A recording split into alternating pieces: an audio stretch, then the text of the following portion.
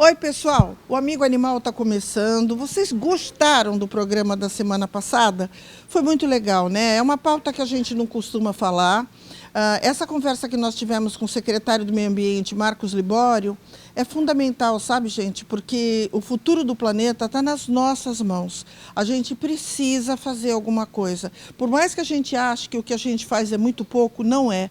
Acreditem, quando a gente começa a estudar um pouco mais sobre o que está acontecendo no planeta, a gente percebe que são essas mínimas atitudes que partem da gente, meros seres humanos simplesinhos, que vai conseguir melhorar esse planeta, tanto para os nossos netos, para os nossos filhos, para os animais que a gente tanto ama, né? E para o próprio verde, para a natureza, né? Porque sem ela ninguém sobrevive nesse planeta. Então é muito importante a gente falar sobre isso.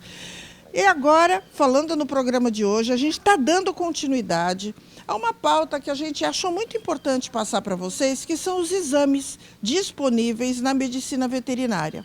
Há uns programas atrás, nós falamos sobre a tomografia computadorizada, que ainda é um exame que não é muito acessível, é um exame que ele tem um custo razoavelmente elevado, porém, não é porque o veterinário quer cobrar muito caro, ele tem maior interesse em fazer mais exames até para poder melhorar o diagnóstico do animal. É porque todo o maquinário ainda é muito caro no Brasil. E hoje nós vamos falar sobre a ultrassonografia, que um dia também foi muito caro, mas hoje é acessível. E é um exame que facilita muito o diagnóstico dos animais, facilitando inclusive o tratamento do animal e provocando bem-estar rapidamente. Vamos falar com a doutora Fernanda para ela explicar para vocês como funciona. Vamos lá?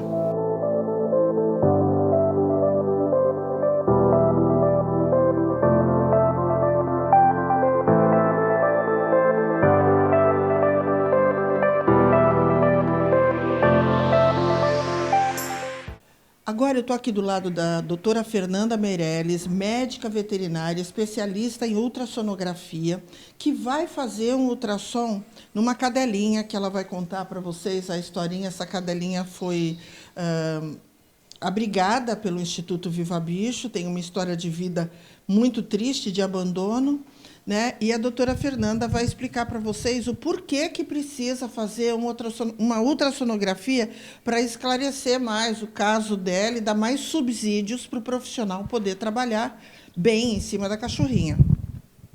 A Mecha, ela é uma paciente nossa, que a gente diagnosticou um shunt, que é uma alteração hepática, né, nos vasos hepáticos, e ela sofreu um procedimento cirúrgico que a própria ONG ofereceu para os tutores na época, e depois de um tempo os tutores acabaram abandonando e ela voltou a ter os quadros de alterações neurológicas por causa de alterações hepáticas, né? E aí, por exemplo, agora que ela voltou com esses quadros, a gente veio avaliar para poder ver como que estava esse fígado, avaliar essa parte de vasos abdominais e tal. E aí aqui a gente nota a quantidade de líquido livre que a gente tem dentro do abdômen, que é toda essa mancha preta que a gente tem. Essa parte branca a gente nota que a gente tem alças intestinais boiando. Então a gente consegue diferenciar os órgãos, a gente consegue avaliar medidas, a gente consegue ver linfonodos, a gente consegue ver várias coisas que ajudam no atendimento clínico, né? Então, por exemplo, não só no caso da Mecha, mas, por exemplo, numa gastroenterite, num corpo estranho, num problema hepático, num problema renal. A gente tem muitos animais que o ultrassom colabora com o atendimento clínico, ajudando no diagnóstico e até mesmo no tratamento. E é raro isso que a gente deu o nome de ameixa, é raro que a ameixa teve, ela nasceu assim, por que deu isso nela? Exatamente. A ameixa, ela tem um problema congênito, um problema que ela nasce, é como se fosse um vaso que deveria ter sido fechado quando filhote, e esse vaso não se fechou. E aí, por consequência, aumenta como se fosse a quantidade de sangue que eu tenho dentro, fazendo um retorno por um vaso que não deveria ser retornado. Então, a gente acaba tendo alterações das enzimas, alteração do refluxo e até mesmo levando a alterações neurológicas por conta disso. E quais os sintomas que ela tinha, doutora, quando se descobriu isso? Eu lembro da história, que ela veio com o tutor para castrar. Exatamente. E o veterinário percebeu que ela estava cambaleando. E o tutor, nem aí, trouxe para castrar. E aí passou por você e você detectou que tinha algo estranho. A gente percebeu que ela tinha uma alteração, principalmente motora e neurológica, que foi quando a gente começou a perguntar para ele na época, e ele falou que aos poucos ela ia começando a ficar mais triste, mais devagar, e aí foi quando a gente fez os exames de sangue e o ultrassom. Mas as alterações principais é falta de apetite, e as alterações neurológicas que são causadas por conta das alterações hepáticas, que são as encefalopatias, né? Como é que é? O que é essa alteração neurológica, doutora? Como é que ela reage? Ela fica cambaleante, ela fica fraca, ela não consegue comer, ela pode ter convulsões, e assim por diante. Nesse quadro, é um quadro leve, mas é um quadro relacionado à parte hepática. Tá, e isso tem jeito, porque ela fez uma cirurgia e se descobriu uma anomalia rara nela, né? O que deveria ser só vamos dizer assim, de uma forma bem tosca, o que deveria ser só um vasinho aberto, tinham 7 vasos abertos. Na verdade, a gente fez o ultrassom, aí o ultrassom ele é sugestivo, ele tem algumas características que nos indicam o shunt. E aí, a partir daí, a gente fez uma tomografia, e nessa tomografia mostrou que ela tinha pelo menos 7 vasos anômalos. Então, quando a gente fez a cirurgia, a gente fechou os principais, porque a gente não tinha condições de fazer todos esses vasos anômalos numa única cirurgia, porque ela poderia ter um problema hemodinâmico, principalmente relacionado à parte vascular. Então, a gente preferiu fazer os principais, que eram os mais calibrosos, colocando um anel, que esse anel, aos pouquinhos, ele vai se fechando em torno de 4, 5 meses, e aí a gente zera e ele não tem mais sintoma. Só que ela tem mais de um vaso, né? E aí agora a gente vai ter que refazer todo o estudo e avaliar e ver quais são esses vasos agora que ainda são persistentes e ver se a gente tem condições de resolver o problema dela. E a Mecha, ela está aqui agora, gente, porque ela teve uma recaída. Ela estava ótima. E, de repente, ela começou a se sentir mal, a gente percebeu que ela estava mais quietinha, porque ela é super levada, e a gente começou de novo a andar meio pendular, meio tonta, e aí a gente resolveu imediatamente trazer para a doutora Fernanda, que está acompanhando o caso dela desde o início. E a gente está assim, super preocupada, querendo que ela se restabeleça, porque ela é uma cachorrinha de 1 ano. E a gente tem muita pena, né? 1 ano e 8 meses, não tem 2 anos ainda. E nasceu assim, e é quando a gente fala, né, doutora Arielle, que é nossa auxiliar, futura veterinária também, que vai estar fazendo medicina veterinária. E é o que a gente costuma falar, né? A adoção. O primeiro ponto de uma adoção é o amor. Daí para frente, gente, o amor não resolve. A responsabilidade, a disponibilidade, tempo para tomar conta de um animal e condição financeira. Porque ela caiu na nossa mão porque ela agora é nossa. Mas os tutores, assim que perceberam que ela ia dar trabalho, abandonaram. E vocês sabem como é que abandonaram? Levaram numa feira de adoção e não foram mais buscar. Graças a Deus não era nossa, nem fomos nós que doamos.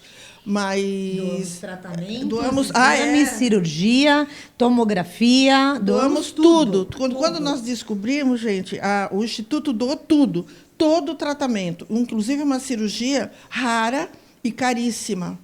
E foi tudo doado. Só que já no retorno, né, eles já não voltavam para o retorno. Depois que foi resolvido a primeira cirurgia, eles começaram a não voltar mais nos retornos. E, a partir daí, ela nunca mais voltou. E aí foi quando, acho que deve ter começado a aparecer os novos sintomas. E aí eles sabiam que poderia voltar a ter problemas, porque isso foi explicado na primeira cirurgia, que existiria a possibilidade de uma segunda cirurgia.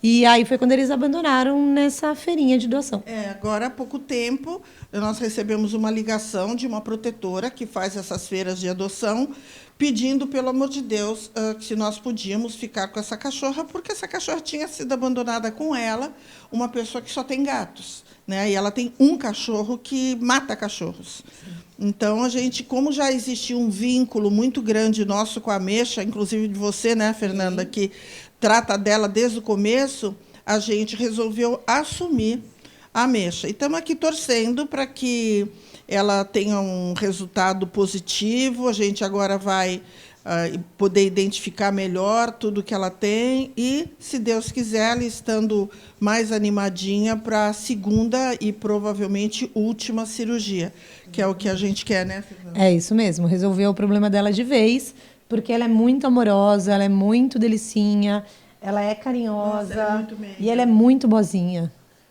Então, é isso, gente.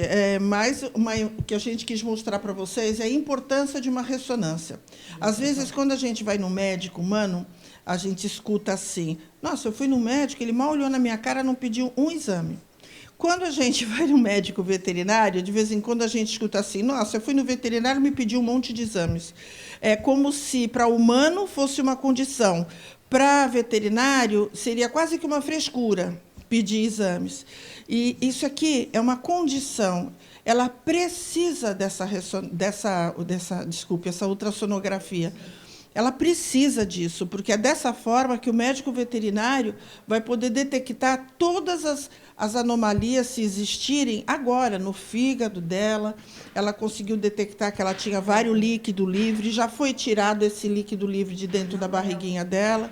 Precisa ter um olhar de veterinário para conseguir identificar isso, né, doutora? Porque a gente. É por isso que você é especialista em ultrassom e a gente não é nada. Parece um anel mesmo, tá vendo? Que brilha, ó, redondinho. Tá. Então, esse é o anel, que é a primeira parte da cirurgia que a gente fez. Que é esse anel que vai fechando os vasinhos, que são extras, né, no organismo dela e que causam toda essa alteração. Tá. E aí, agora, a gente vai ter que descobrir onde estão os outros vasos, que possivelmente pode estar dando essas alterações, para possivelmente ter que colocar um novo anel e fechar esses vasos gradativamente. Porque não se fecha o vaso de uma vez só. Não posso pegar e amarrar um vaso hepático desse tamanho. Então, tem que ser algo que vá fechando gradativamente para não ter as complicações do estrangulamento do vaso, né? E, para esclarecimento, esse é um anel específico para esse tipo de problema. Exatamente, porque ele demora 4 meses para fechar aos pouquinhos. Ele naturalmente vai fechando aos poucos. Tá bom. É isso, gente. A gente gosta de mostrar essas situações que podem acontecer com qualquer animal. Com o meu, com o seu, com um cachorrinho abandonado, com um animal de raça, com qualquer um. Qualquer animal pode nascer assim como um ser humano também pode. Então, é super importante você procurar o profissional da sua confiança, que tenha a estrutura e a condição necessária para fazer esse tipo de exploração no animal, né? Porque quanto mais rápido você diagnostica um problema, mais rápido ele pode ser solucionado e menos o animal sofre. Então, a gente já fez um programa mostrando a tomografia, agora estamos mostrando o ultrassom, e é isso que a gente quer, mostrar para todos vocês que existem condições de fazer um tratamento digno no animal. É claro que, como nós falamos no outro programa, a tomografia tem um custo mais alto, né? Mas já a ultrassonografia é super viável e assim facilita muito o diagnóstico e, consequentemente, a vida do seu animal, né, doutora? É isso mesmo. Então tá bom. Muito obrigada, parabéns pelo trabalho. Parabéns, Ari, que eu sei que a Ari está com a gente há anos, super dedicada, e vai ser uma excelente veterinária. Maluca, mas excelente.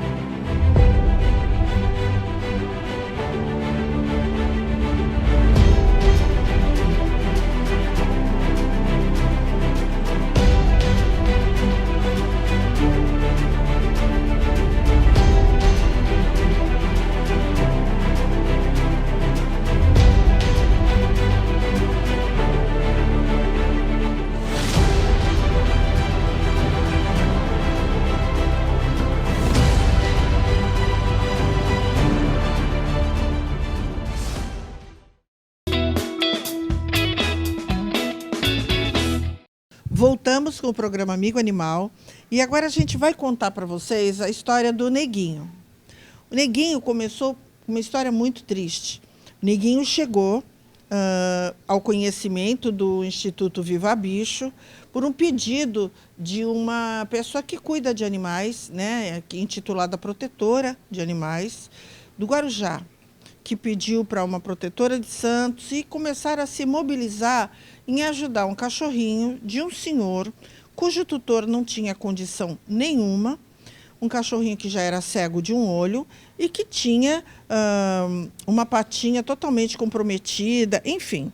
Esse senhor não tinha nem o carinho, nem a atenção necessárias para o Neguinho. Então, o Neguinho é um cachorro totalmente traumatizado, como vocês vão ver em alguns videozinhos que vou mostrar para vocês. Ele atacava, gente, mas atacava uma onça de bravo. E assim, não tinha como fazer um curativo nele. Toda vez que fosse fazer um manejo nele, tinha que sedar. Ele passou a usar aquele colar elisabetano, aquele colar em volta do pescoço, para que as pessoas que fossem pegá-lo não fossem mordidas de imediato, para ter mais facilidade para pegar. E, enfim, um destino muito incerto, né? Porque foi feita a amputação do Neguinho, da pata totalmente perdida, enquanto eu vi esse tutor, talvez por total ignorância, arrastando o cachorro na coleira. Eu imagino essas protetoras que viam essa cena e nos pediram socorro, como ficavam aflitas e desesperadas. Mas é toda uma situação, gente, um cachorro bravo, idoso, que não adianta a gente falar que sim, não é o perfil de cachorro que as pessoas procuram, um cachorro idoso, preto, porte médio, sem um olho, que morde, totalmente reativo, qualquer aproximação ataca. Quem vai querer adotar um cachorro desse? Quem vai querer recuperar emocionalmente esse cachorro? Aí começa a nossa história. Ele acabou vindo para o Instituto Viva Bicho e foi operado. Começou o manejo dele com a doutora Fernanda, que já vai conversar com vocês, e com a Bianca, que já participou aqui do programa com a gente. A Bianca trabalha aqui no Hospital Viva Bicho e a Bianca é meio que domadora de animais. Todo animal que a gente fala assim, ele vai me comer, a gente entrega na mão da Bianca. E aí, né, Bianca, como é que foi essa história? Como é que você começou a se aproximar? O Pretinho foi bem mais difícil do que os outros, porque a aproximação com ele era muito difícil, por ser um animal que a gente entrasse na baia, ele já estava mostrando todos os dentes da boca, tipo, eu vou te morder se você encostar em mim. Ele se atirava no vidro para pegar, né? Sim, ele avançava no vidro, a gente não conseguia ter contato nenhum com ele. Então eu fui aos poucos mostrando para ele com patê, né, com biscoitinho, eu jogava na baia e deixava ele cheirar, e aí, depois de uma semana só jogando as coisas pela baia, ele começou a cheirar, e aí uma vez ele veio até mim pelo vidro. Eu ainda não tinha encostado nele, eu não conseguia entrar na baia dele, mas ele chegou até mim pelo vidro, e eu falei, olha, eu acho que a gente está começando uma amizade. E aí, desde então, eu consegui soltar ele aqui no jardim. Aí ele veio, fez, né, as necessidades dele. Viu que a gente aqui só estava para ajudar. Então, hoje ele é meu amigo, mas com muitos traumas ainda. A gente tem dificuldade de pegá-lo, porque ele faz xixi quando a gente tenta pegá-lo no colo. Qualquer movimento muito rápido, ele tenta avançar. Mas, assim, é um cachorro muito dócil. Hoje em dia, a gente mexe nele, a gente brinca com ele, ele abana rabo e vem e pula, pega bolinha, mas precisa ter bastante paciência. Tem muito trauma de homem, da figura masculina. Todo homem que se aproxima dele, ele morre de medo. Agora, o Ale, que está gravando a gente, com a câmera chegando, ele já regalou o olho, dilatou a pupila de um jeito que nós precisamos sair da internação para que a Bianca pudesse sair com ele para a gente gravar. Porque enquanto ela visse, tanto a mim, que não vejo tanto ele, quanto o Ale, que é a figura masculina que realmente dá medo nele, ele não saiu de dentro da baia.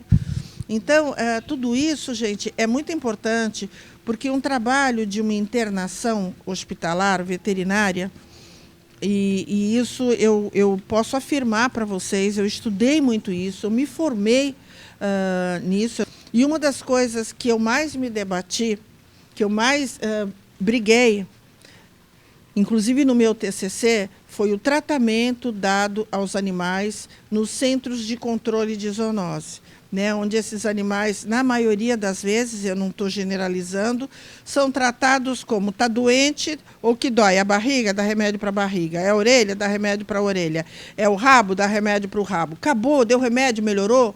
Ninguém se preocupa com o emocional desse animal. Muito pouco se conhece sobre comportamento animal e muito pouco se fala sobre comportamento animal nas universidades brasileiras. São pouquíssimas as universidades de medicina veterinária que se concentraram ou dão uma maior atenção para esse aspecto de comportamento animal, as emoções dos animais. Esses animais ficam doentes, muitas vezes, por questões emocionais. São doenças que, nos humanos, nós chamamos de doenças psicossomáticas. E isso acontece. A recuperação emocional desse cachorro se deu porque uma pessoa que é estudante de veterinária, mas não aprendeu isso na faculdade, resolveu se dedicar a ele. E com a experiência do dia a dia, sabe que a conquista primeiro é com alimento, e tem um envolvimento maior, e aí foi que levasse o tempo que levasse. Então é isso que a gente chama muito a atenção, às vezes da falta de paciência. Tem que dar tempo, cada animal tem o seu tempo. E a gente vai falar com a doutora Fernanda para explicar para vocês o que precisa ser feito nele agora, tá bom?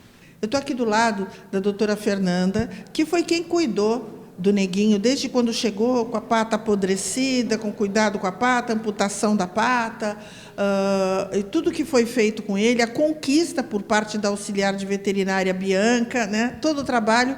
E agora o Neguinho vai precisar fazer uma outra amputação, né, Fernanda? Exatamente. Na verdade, a gente fez a primeira cirurgia, a gente colocou placa e pino, só que ele ainda estava naquela fase que ele ainda era muito agressivo. Então, a gente não conseguia muito manipular e ele tinha muito medo.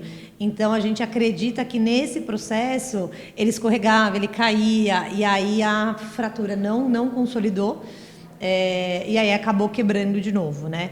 Aí agora a gente reavaliou, fez um novo raio-x e a gente viu que pela perda muscular que ele teve, que foi muito grande, talvez a melhor forma da gente melhorar esse quadro seja a amputação dessa segunda patinha dele, né? Porque na verdade ele tem 3, uma amputada, e aí agora a gente vai amputar a segunda pata e ele vai ficar só com 2 patinhas. Uma de cada lado, uma da frente e uma de trás do outro lado. São contralaterais, então isso faz com que ele tenha bastante equilíbrio.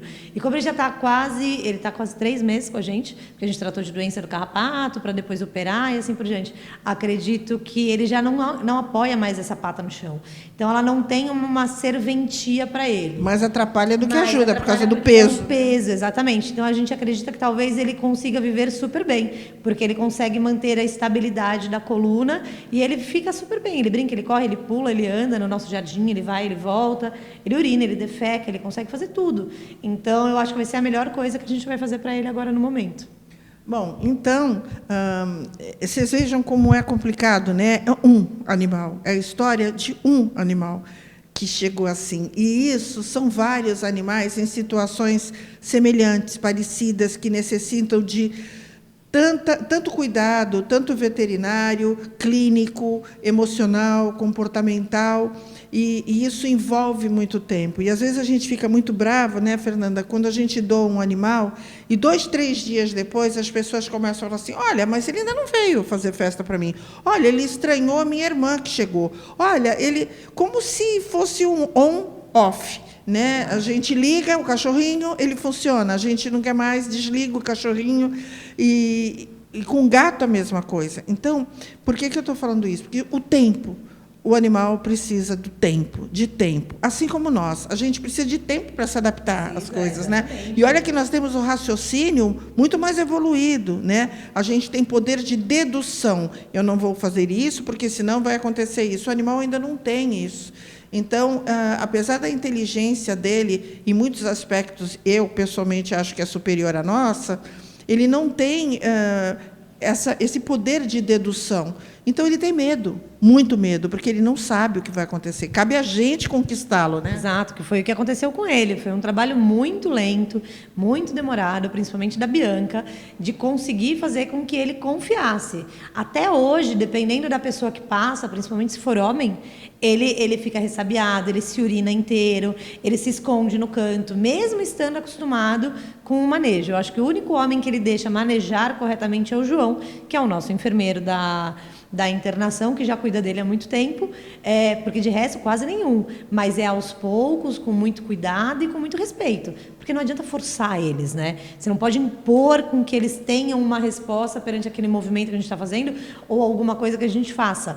Tem que dar tempo ao tempo, não tem jeito. Ainda mais ele, que a gente não sabe muito bem qual é o histórico dessa primeira pata amputada, o histórico dessa pata fraturada, a perda do olho. Então, a gente não sabe se isso foi algo que levou um trauma para ele. Então, isso a gente precisa aprender a respeitar e dar tempo ao tempo. É porque muitas vezes, aliás, a maioria das vezes, os animais chegam numa entidade de proteção animal ou alguma entidade que trabalhe com animais carentes sem saber o histórico desse animal. Né? A gente não sabe a história de vida dele. Então, tudo é uma surpresa para o médico veterinário. Ele tem que lidar com o que ele está vendo, somente. O resto ele tem que deduzir. Então, é uma profissão que precisa ser muito mais valorizada do que realmente é. Volto a dizer, quando o veterinário exige determinadas coisas para o animal, é porque ele está valorizando aquela vida, não é porque ele está sendo desrespeitoso com o tutor que não pode pagar. Ele precisa daquilo para ele poder se sentir seguro no diagnóstico. É claro que existem os mais experientes e os menos experientes, isso em qualquer profissão do mundo. Mas aí cabe a nós confiarmos no profissional, né? Que é o que acontece aqui. A gente confia cegamente aqui na doutora Fernanda, e quando o negócio começa a ficar muito feio, é no colo dela que vai. Quando a gente telefona e fala, olha, nossa, lá vem bucha. E é assim que funciona. Obrigada, doutora Fernanda, por tudo que você faz pelos animais e por todos os veterinários que têm um olhar diferenciado aos animais mais necessitados. Eu quero encerrar esse programa falando de amputações, né, com a imagem do Galileu, um gatinho que nós fizemos uma matéria já com vocês. O Galileu não tem o rabo nem as duas patas traseiras. E como ele foi adotado por uma pessoa que adota só animais deficientes, e a gente quer mostrar para vocês a felicidade com que ele está vivendo com o seu macacão, feito especialmente para animais que não têm as patas traseiras, e vocês vão ver como a gente tem que ter esperança num futuro melhor. Até a semana que vem.